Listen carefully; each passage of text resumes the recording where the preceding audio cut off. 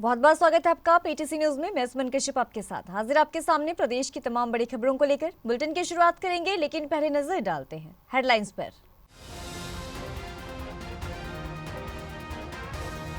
हरियाणा विधानसभा सत्र का आज आखिरी दिन। मुख्यमंत्री नायब सैनी ने साझा की जानकारी। कहा, विधानसभा सत्र में 27 घंटे हुई सकारात्मक चर्चा। बढ़ते प्रदूषण को लेकर बोले केंद्रीय मंत्री मनोहर लाल, प्रदूषण को खत्म करने के लिए प्रदेश और केंद्र सरकार कर रही काम। पीएम मोदी के स्वच्छ भारत मिशन को आगे बढ़ा रहे रामचंद्र स्वामी, जहां कूड़ा मिला हाथों में झाड़ू लेकर अकेले ही करते हैं सफाई। प्रशासनिक अधिकारियों की नाकामी एक बार फिर सामने आई। यमुनानगर में घने कोहरे के बावजूद रोड पर सुरक्षा मार्किंग नहीं, विजिबिलिटी कम, वाहन चालकों को हो रही परेशानी।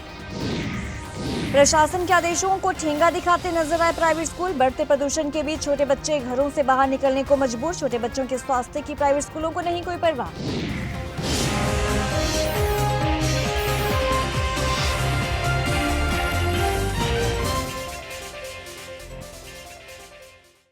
और अब खबरें विस्तार से। हरियाणा विधानसभा का 4 दिवसीय सत्र मंगलवार यानी कि 19 नवंबर को समाप्त हो गया और इसके बाद सीएम नायब सिंह सैनी ने जानकारी देते हुए कहा कि 13 नवंबर से चले सत्र में 4 सिटिंग हुई है और 27 घंटे सकारात्मक चर्चा हुई है। राज्यपाल के अभिभाषण के बाद सभी विधायकों द्वारा चर्चा की गई। सुनिए क्या कुछ कहा सीएम नायब सिंह सैनी ने। आज शीतकालीन सत्र का समापन हुआ है। 13 नवंबर से आज तक चले इस सत्र में 4 सीटिंग हुई हैं, जिसमें लगभग 27 घंटे सकारात्मक चर्चा हुई है। शीतकालीन सत्र के पहले दिन माननीय राज्यपाल महोदया जी का अभिभाषण हुआ। इसके बाद इस पर सभी विधायकों द्वारा चर्चा की गई। शीतकालीन सत्र में प्रथम पातशाही श्री गुरु नानक देव जी के 555वें प्रकाश पर्व पर प्रस्ताव पारित किया गया। शीतकालीन सत्र में विभिन्न विधायकों द्वारा दिए गए ध्यानाकर्षण प्रस्तावों का विषय वस्तु के आधार पर क्लब करके 4 प्रस्तावों पर चर्चा की गई। सदन में पटल पर रखे गए 13 विधेयकों पर भी चर्चा की गई। केंद्रीय मंत्री मनोहर लाल ने हरियाणा में अलग विधानसभा को लेकर और पंजाब सरकार द्वारा दिए बयान को लेकर कहा कि पंजाब को अगर लगता है कि उन्हें भी नया भवन, नई विधानसभा चाहिए तो उनके पास जमीन बहुत है, कोई दिक्कत नहीं है। जमीन के बदले जमीन की बात है, फ्री में जमीन नहीं ली जा रही है। हमें जरूरत है क्योंकि 90 जो लोग हैं वहां पर सही नहीं बैठ पा रहे हैं, जिस वजह से जो हरियाणा को अलग विधानसभा की जरूरत है। सुनिए क्या कुछ कहा केंद्रीय मंत्री मनोहर लाल ने। हुआ है कि ग्रेड 4 को दिल्ली में लागू किया गया है और जब तक सुप्रीम कोर्ट को संतुष्टि ना हो तब तक अब कोर्ट की इजाज़त के बिना ग्रेड 4 को हटाया नहीं जा सकता। और इसमें कई फैक्टर्स हैं इस प्रदूषण के, कोई केवल एक प्रदूषण एक फैक्टर नहीं है। इसके अंदर जहां बार बार पराली की बात कही जाती है, ठीक है, पराली के जलाने का भी एक योगदान होता है। कंस्ट्रक्शन का जो काम है उसका भी इसमें योगदान है, ट्रांसपोर्टेशन का काम उसका भी इसमें योगदान है। तो ऐसे बहुत से ऐसे विषय हैं जिसको लेकर के और ये प्रदूषण फैलता है। प्रदूषण को समाप्त करने के लिए और प्रदेश सरकार, केंद्र सरकार सब लोग लगे हैं और अपने अपने तरीके से काम करते हैं। दोषारोपण का कोई फ़ायदा नहीं है। समय समय पर दोषारोपण की बातें होती हैं कि यहाँ ज़्यादा जल गया, वहाँ ज़्यादा जल गया, एक स्वाभाविक प्रक्रिया के अंतर्गत होता है। हाँ, पराली जलाने के लिए कंट्रोल ये करने की आवश्यकता होती है। हरियाणा सरकार ने अपने आप में अभूतपूर्व काम किया। इसमें पंजाब सरकार भी काम तो कर रही होगी, लेकिन वहाँ थोड़ा केसेस ज़्यादा मिलते हैं। दोषारोपण जरूर एक दूसरे पर करते हैं, वो अच्छी बात नहीं है। पिछले दिनों में पंजाब के मुख्यमंत्री ने स्टेटमेंट दी थी हमारे यहाँ पराली कम जल रही है, जबकि मेरे पास सितंबर का डाटा है। सितंबर के डाटा के अनुसार नवंबर 18 को 15 सितंबर से 18 नवंबर तक जो डाटा है, इसमें हरियाणा में मात्र 1118 केस ऐसे हैं जो पराली के जलाने के मिले, जबकि पंजाब के अंदर ये 9,600 केस, अर्थात 8 गुना से भी ज़्यादा केसेस पंजाब में हुए हैं। देखिए वो एक प्रक्रिया है, प्रशासनिक प्रक्रिया है। ज़मीन के बदले ज़मीन उसकी ऑफ़र की गई थी और उसकी प्रोसेस चल रही है, और उसमें पहले वन विभाग की क्लियरेंस नहीं मिल रही थी, वन विभाग की क्लियरेंस मिल गई है। और जो ज़मीन हरियाणा को ने डिमांड की है, उसके बदले में पंजाब ने चंडीगढ़ ने कहा कि हमको इसके बदले में 10 की बजाय 12 एकड़ ज़मीन चाहिए, तो 12 एकड़ का बात हो गई है। दोनों चीज़ें लगभग प्रॉब्ली तय हुई है, लेकिन फाइनल उसका जो होना है एग्रीमेंट, वो भी होना शेष है। इसमें पंजाब के लोगों को आपत्ति करने की आवश्यकता नहीं है। मेरा स्वयं सुझाव मैंने दिया था मान साहब को भी, जैसे आगे जा करके विधानसभा हमारी छुट्टी पड़ने वाली है। इस विधानसभा में आज 90 की संख्या है, और डीलिमिटेशन के बाद ऐसा संभावना बताई जा रही है कि 126 संख्या हो जाएगी। वहाँ तो 90 लोग ही बड़ी मुश्किल से बैठ पाते हैं।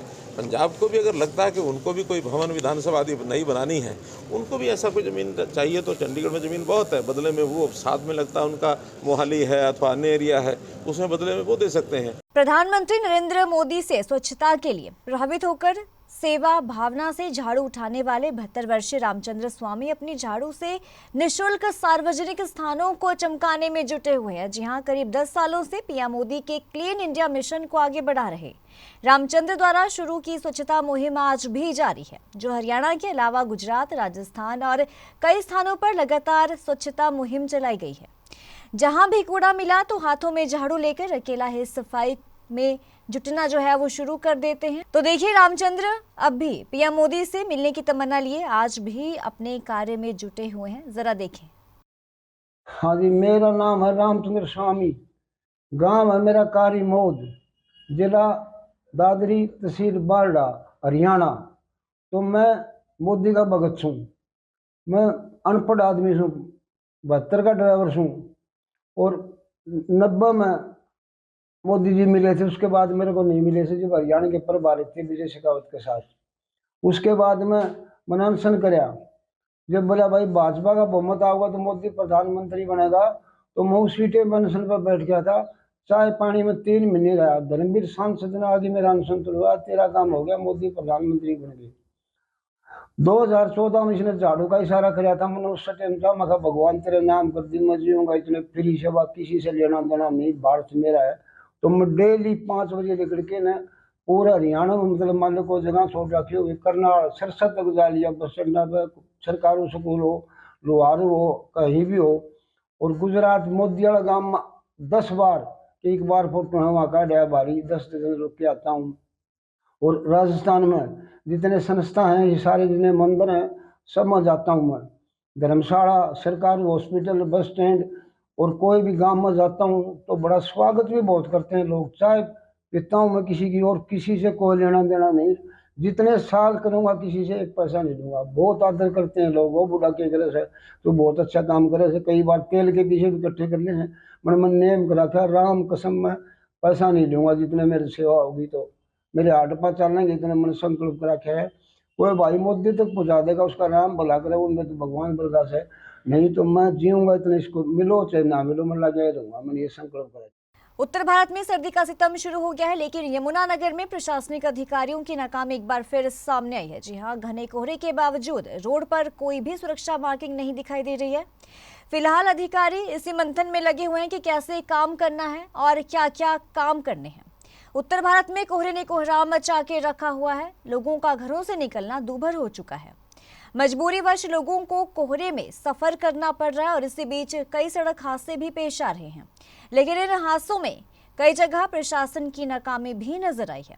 यमुनानगर में भी कोहरे से लोग परेशान हैं, और इसी बीच सबसे ज्यादा परेशानी वाहन चालकों को होती है, क्योंकि कोहरे की वजह से विजिबिलिटी बहुत कम हो जाती है और हादसों का खतरा जो है वो बढ़ जाता है। हरियाणा में हर एक ज़िले में रोड सेफ्टी एक इम्पॉर्टेंट इशू रहता है, और एक डेडिकेटेड मीटिंग इसकी करी जाती है हर महीने। इसमें सभी विभाग इंक्लूड होते हैं। जो ट्रांसपोर्ट डिपार्टमेंट का आरटीए विभाग है वो चेयर करता है इस मीटिंग को, मतलब इस मीटिंग का एजेंडा प्रेजेंट करता है सभी डिपार्टमेंट से, लोगों की शिकायतों से और ख़ुद भी ऑब्जर्व करके। और इसमें सभी डिपार्टमेंट को डायरेक्शंस दी जाती हैं। उसी के तहत जैसे अब फॉगी सीज़न है, विंटर सीज़न आ रहा है और फॉग होगी, तो उसमें भी रोड एक्सीडेंट्स ना हो तो उसको कवर करने के लिए एजेंडा रखा जाता है। अभी फ़िलहाल आरटीए विभाग की 2 टीम्स काम कर रही हैं और उनका कार्य ये है कि जितने भी आवारा पशु हैं उनके गले में या उनकी बैली पर किसी तरह से फ्लोरोसेंट स्टिकर्स या फ्लोरोसेंट बेल्ट्स डाली जाती हैं ताकि फॉग के अंदर लाइट पड़े, रिफ्लेक्शन होकर वो दिख जाए पशु और किसी का एक्सीडेंट ना हो। दूसरा, पीडब्ल्यूडी विभाग को भी रोड इसके लिए रोड मार्किंग के लिए ऑर्डर्स जारी किए जा रहे हैं कि फ्लोरोसेंट रोड के ऊपर जो मार्किंग होती है ताकि लोग जो है उनको फॉग में चलने में दिक्कत ना आए और अपने गंतव्य तक पहुंच सकें, इसके बारे में डायरेक्शंस जारी कर दी गई हैं। और पॉट होल्स और जो डैमेज्ड साइड रेल्स हैं कहीं पर या डैमेज जो कहीं पर भी रोड्स हैं उनके बारे में भी पीडब्ल्यूडी को डायरेक्शन दे दिए गए हैं। इन सब का एक डिटेल्ड रिव्यू करना है, उसका एजेंडा जारी किया जा रहा है और इस मंथ के एंड में ऑलमोस्ट एक मीटिंग रखी जाएगी इस सब का रिव्यू करने के लिए हर एक डिपार्टमेंट ने क्या काम किया है। फिर ग्राउंड पे उसकी इंस्पेक्शन भी करी जाएगी और उसमें कोई कमी हुई तो उसको भी ठीक किया जाएगा। तो बढ़ते प्रदूषण के चलते जींद शहर में ग्रेफ 4 लागू किया गया है। प्रदूषण का स्तर जो है वो हाई लेवल पर पहुंचना शुरू हो चुका है।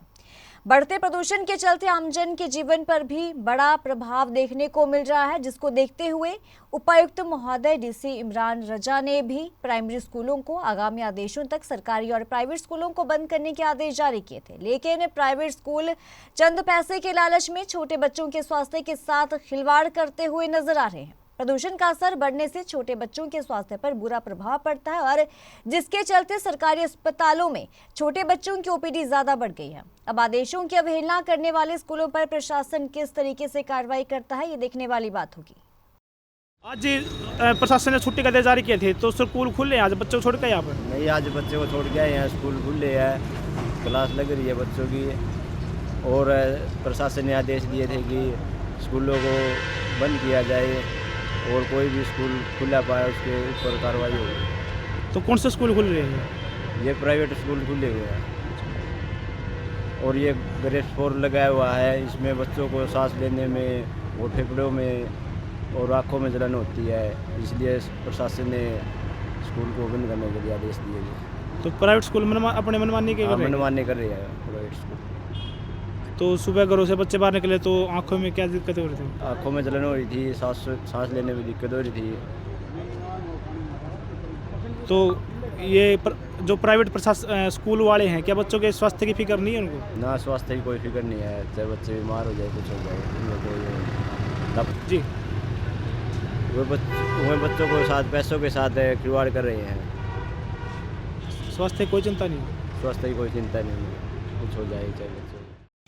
किसान आंदोलन के चलते अंबाला के शंभू बॉर्डर पर 9 महीने से पुलिस द्वारा बैरिकेड्स लगाकर रास्ता बंद किया गया था, जिसके चलते वाहनों के आवागमन पर भारी असर पड़ता रहा है। लोग अंबाला शहर के बीच से होते हुए डाइवर्ट रास्ते से अपने गंतव्य तक पहुंच रहे हैं। नतीजन जनता को भारी परेशानी का सामना करना पड़ता था। तो लेकिन अब ऐसा नहीं है, तो अब अंबाला पुलिस ने शहर से शंभू बॉर्डर तक लगाए गए अपने सभी बैरिकेड्स हटा दिए हैं, जिससे अब राहगीर शंभू टोल प्लाजा तक अपने वाहन ले जा सकते हैं और वहां से चंडीगढ़ या कैथल हाईवे से लेते हुए अपनी मंजिल तक बढ़ सकते हैं। बैरिकेड्स हटने से अंबाला शहर के स्थानीय निवासियों को भी अब काफी ज्यादा फायदा हो चुका है। जरा देखिए। करनाल पहुंचे भाजपा प्रदेश अध्यक्ष मोहनलाल बड़ौली दिल्ली के मुख्यमंत्री आतिशी पर निशाना साधते हुए नजर आए। मोहनलाल बड़ौली ने कहा कि आतिशी ने पराली कभी देखी भी नहीं होगी और पराली के बारे में वो जानती भी नहीं होंगी। पराली के बारे में जिस तरह से वो बयानबाजी करती हैं, पहले तो वो किसानों से मिले, किसानों के खेतों में जाकर देखे पराली उत्पन्न कैसे होती है और पराली प्रयोग में कैसे आती है। जो किसान का नाम लेकर, पराली का नाम लेकर प्रदूषण को रोकने की बजाय उससे जिम्मेदारी से भागते हैं, किसान के नाम का सहारा लेते हैं। आज हमारे देश का किसान बहुत जागरूक हो चुका है। उन्होंने कहा कि हमारे देश का किसान देश प्रेमी और पर्यावरण प्रेमी है। हरियाणा में किसानों को पराली प्रबंधन के लिए काफी यंत्र मुहैया कराए गए हैं। सुनिए क्या कुछ कहना है मोहनलाल बड़ौली का। वो आतिशी को मैं क्या कहूँ, उसको पराली तो देखी भी नहीं होगी, उसने पराली के बारे में वो जानती भी नहीं होगी। और पराली के बारे में जिस प्रकार की वो बयानबाजी करते हैं, पहले वो किसान से मिलें, किसान के खेत में देखें पराली उत्पन्न कैसे होती है और पराली प्रयोग में कैसे आती है। जो किसान का नाम लेके और पराली का नाम लेके और प्रदूषण को कम करने की जो व्यवस्थाएं करनी चाहिए, उस जिम्मेवारी से भागते हैं और किसान के नाम का सहारा लेते हैं। आज हमारे देश का किसान बहुत जागरूक हुआ है। हमारे देश का किसान देशभक्त है, हमारे देश का किसान पर्यावरण प्रेमी है। हमारे देश का किसान जहां अन्न के द्वारा अन्न उत्पादन करके लोगों के पेट भरने की व्यवस्था करता है, वहाँ वो पर्यावरण की भी सुरक्षा और रक्षा करने का काम करता है। आज हमारा भारतीय जनता पार्टी की सरकार के द्वारा किसानों को इतना जागरूक किया गया है, उनको ऐसे साधन उपलब्ध करवाए गए हैं कि वो पराली ना जलाए, पराली प्रबंधन की व्यवस्था की गई है। और आज पराली 1 एकड़ की पराली भी 7,000 से 10,000 रुपये में बिकती है। कौन किसान चाहेगा कि मैं अपना नुकसान करूं? लेकिन इस प्रकार की बयानबाजी किसान का नाम लेकर ना करें तो ये अच्छी बात है। और कांग्रेस पार्टी और आम आदमी पार्टी, कांग्रेस पार्टी जहां भ्रष्ट पार्टी है वहीं आम आदमी पार्टी महाभ्रष्ट पार्टी है। जींद में धान के अवशेष जलाने पर 6 किसानों पर एफआईआर दर्ज हो चुकी है। जिले में 95 किसानों पर एफआईआर दर्ज की जा चुकी है। 169 किसानों को रेड एंट्री में डाला जा चुका है। 135 जगहों पर धान के अवशेष जलाने की लोकेशन मिल चुकी है। 2,35,000 से ज्यादा जुर्माना जो है वो किसानों से वसूला भी जा चुका है। 153 एकड़ जमीन को रेड मार्क किया गया है, जो आग लगने से जमीन प्रभावित हुई है। जिला जींद में अब तक 135 मामले आ चुके हैं जिनके खिलाफ कार्रवाई की जा चुकी है। उनके बीच में कई ऐसे मामले जिनमें आग नहीं लगी पाएगी। 135 जो हर्षा के मामले थे उनमें से बाकी 68 लोगों से हमने फाइन रिकवर किया है 2,35,000 के करीब। और 95 लोग जो दोषी हैं उनके विरुद्ध एफआईआर दर्ज करवाई गई है प्रशासन के माध्यम से। इसके अलावा 169 खेतों में रेड एंट्री करवाई गई हैं ताकि वो उनको फसल बेचने में दिक्कत आएगी। तो सबसे ज़्यादा मामले कहाँ के आ रहे थे? सबसे ज़्यादा मामले 73 मामले नरवाना आ गए हैं, उसके बाद उचाना, और सबसे कम मामले हमारे जुलाना और जींद में आते हैं। तो कितने एकड़ फसल प्रभावित हुई जमीन? टोटल 138 एकड़ फसल प्रभावित हुई है। तो रेड जोन डालने में क्या होगा, जिससे क्या आगे प्रोसेस होगा? रेड जोन डालने से ऐसा होगा कि जो ऑफेंडर्स रेड जोन में आ जाएंगे वो 2 साल तक अपनी फसल को नहीं बेच पाएंगे। तो पिछले साल के बाद मुकाबले जब की बात क्या बढ़िया? पिछले साल के मुकाबले अब की बार आधे से भी कम मामले हैं। पिछले साल इस समय तक 301 मामले थे, जबकि इस साल अब तक जी पिछले साल के मुकाबले अब की बात कितने हैं? पिछले साल 301 मामले आए थे, अब की बार अब तक 135 मामले आ चुके हैं। तो किसानों की गिरफ्तारी कितने हैं? किसानों को लगभग गिरफ्तारी विभाग द्वारा करवाई जा चुकी। प्रशासन जो है उसमें तो मुस्तैदी से काम कर रहा है। तो क्यों जलाते थे किसान पराली, क्या नुकसान होता है? पराली जलाने से कई नुकसान है। एक तो स्वास्थ्य का नुकसान हो गया, दूसरा हमारे आसपास का एनवायरनमेंट खराब होता है, तीसरी जैसे जलते हैं पराली जलती है तो नीचे की जो वो लेयर है उसके हमारे ऑर्गेनिक कंटेंट और जो भी जीवाणु है वो मर जाते हैं। इस बुलेटिन में इतना ही। पल पल की अपडेट के लिए आप बने रहिए पीटीसी न्यूज के साथ।